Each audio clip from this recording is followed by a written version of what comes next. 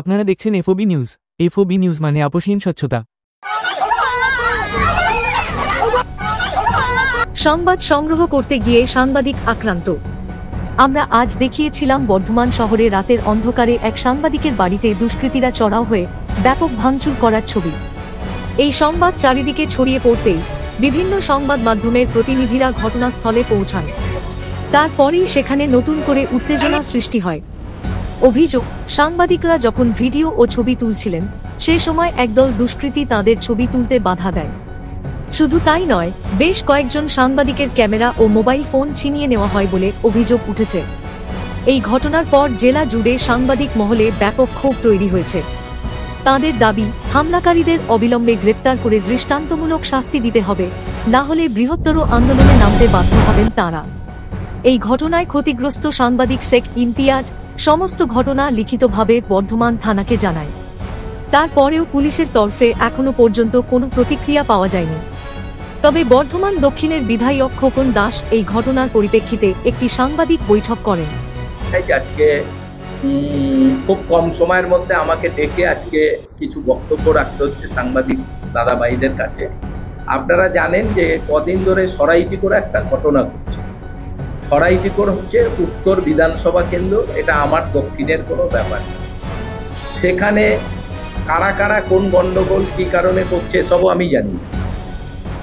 আমি হঠাৎ একটা ফেসবুকের মাধ্যমে, কোনো সাংবাদিক বড় না, একটা ফেসবুকের মোবাইলে আমি দেখতে পাচ্ছি, বলছে এসব খোকন দাস করাচ্ছে, খোকন দাসের মদদে এসব হচ্ছে।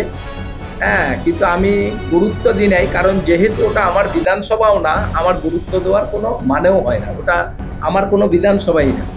তবুও এখন ইদানিং মানে কালকেও একটা ঘটনা আমি সকালবেলায় শুনতে পারলাম যে কোনো একটা সাংবাদিকের কাউর একটা বাড়িতে কেউ গিয়ে কি বাড়ি ভাঙচুর করেছে।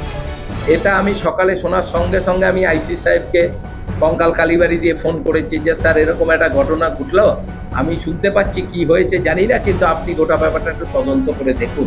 যদি কেউ এরকম ঘটনা করে থাকে তাহলে তাদের প্রতি আপনি ব্যবস্থা নেবেন। কারণ আমার কথা হচ্ছে, কিছু কিছু সাংবাদিক আমি বেশ কিছুদিন ধরে দেখছি আমাকে হেয় করার জন্য, কিছু কিছু মানুষের কথায় তাদের স্বার্থসিদ্ধির জন্য কিছু কিছু সাংবাদিককে কাজে লাগাচ্ছে, মানে আমাদের বদনাম করার জন্য।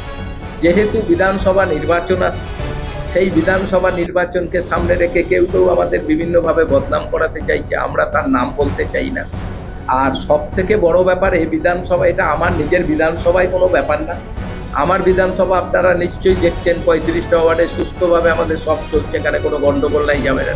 এটা উত্তর বিধানসভার কেন্দ্র। কিন্তু আমি নিজে আজকে খুবই দুঃখিত যে এইভাবে একটা উত্তর বিধানসভার ঘটনায় আমার নাম জড়িয়ে দেওয়া হচ্ছে। আমরা অবশ্যই, আমি আইসি সাহেবকে বলেছি যে ব্যাপারটা আপনারা তদন্ত করে যে দোষী সাব্যস্ত হবে তার ব্যবস্থা করুন, আর দরকার হলে আমি এসপি সাহেবকেও বলবো আজকে। কিন্তু আপনাদের কাছে আমার অনুরোধ, আপনারা সবাই জানেন খোকন দাস কি। খোকন দাস মানুষের জন্য কাজ করার জন্য হয়েছে, খোকন দাস মানুষকে ক্ষতি করার জন্য হয় না। এটা কোনোদিন করি নাই, কোনোদিন করবও না, এটাই আমার সব থেকে বড় ব্যাপার।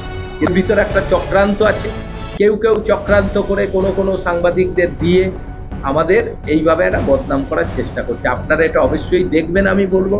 এবং আমি প্রশাসনকে সকালে শুনেই আইসি সাহেবকে বলেছি, দরকার হলে আমি ডিএমকে বলবো, এসটিকে বলবো যে সাংবাদিকদের ওপর যদি কোনো রকম কোনো এইরকম ঘটনা ঘটে থাকে, আপনারা সেই মতো তদন্ত করে যে দোষী তার বিরুদ্ধে আপনারা ব্যবস্থা নেন। আরো কিছু বলা হচ্ছে কি, মুখ্যমন্ত্রী বর্তমানে যদি গুন্ডা বসে রেখেছে, বিধায়ক বা কাকুলি গুপ্তা তাদের নেতৃত্বে তার বাড়ি ভাঙচুর করা হয়েছে। দেখুন, এটা ওই বারবারই বললাম, এটা আমার বিধানসভা না, এটা উত্তর বিধানসভা। আর খোকন দাস মস্তান না গুন্ডা, সেটা বর্ধমানের মানুষ জানে। আর যেখানে আমাদের কোনো চিহ্ন নাই, আমরা যেখানে যাই না, তাহলে সেখানে আমার নামটা কি করে জড়ালো, আমি সেটাই তো আপনাদের কাছে প্রশ্ন রাখছি।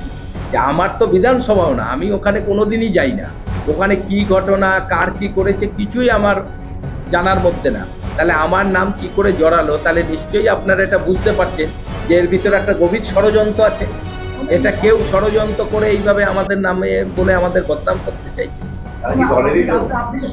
আমি দলের লোক বলবো না, দলেরই লোক এটা তো আমার বলা ঠিক হবে না, কিন্তু আমার মনে হচ্ছে এর ভিতর কেউ কেউ নিজের স্বার্থ সিদ্ধি করার জন্য একটা ষড়যন্ত্র করে কাউকে এরকম একটা ঘটনা ঘটাচ্ছে।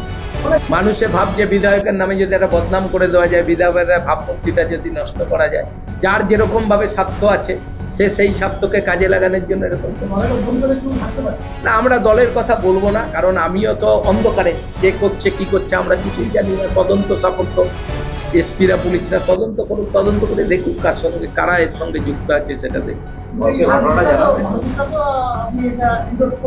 না, অবশ্যই করছি না। কেউ যদি কোনো জায়গায় কাউর একটা ইটও ভেঙে থাকে এটাও আমি সমর্থন করি। আমি কেন এইসব সমর্থন করি? দলকে আমি ইতিমধ্যে জানিয়েছি, আমার সভাপতিকে সকালেই আমি বলেছি দাদা এরকম এরকম ঘটনা ঘটেছে, এইসব করছে এইরকম। আমাকে বললো যে তুমি একটা প্রেস মিট করে তুমি বলো যে তুমি সেসবের মধ্যে নেই, ওই জন্যই আপনাদের কম সময়ের মধ্যে আমি ফোন করলাম। অপরদিকে এই ঘটনার পরিপ্রেক্ষিতে রাজ্যের প্রধান বিরোধী দল বিজেপির পূর্ব বর্ধমান শাখার নেতা সৌমেন কারফা কি জানালেন শুনুন। শেখ ইমতিয়াজ আমার বর্তমান ডিজিটালের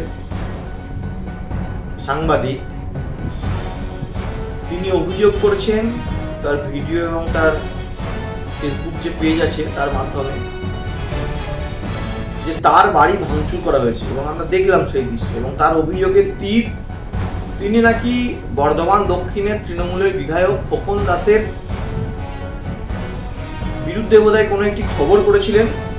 এবং ইমতিয়াজের অভিযোগ খোকন দাসের লোকজন, তৃণমূল কংগ্রেসের গুন্ডা বাহিনী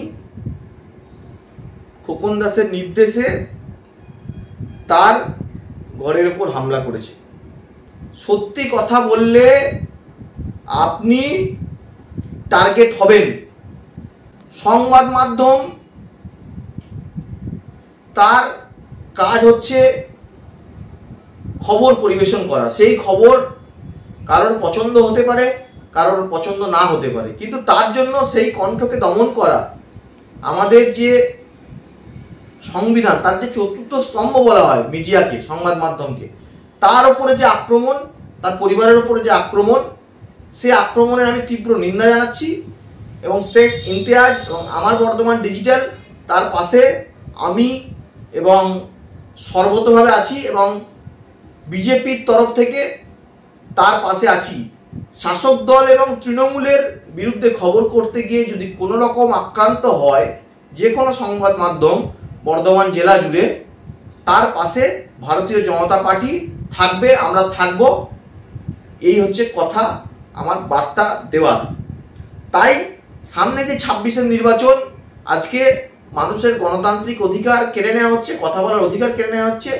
মানুষ সংঘবদ্ধ হন, প্রতিবাদ করুন এবং এই তৃণমূল কংগ্রেসের যে স্বৈরাচারী দল তাদেরকে বিদায় দিন।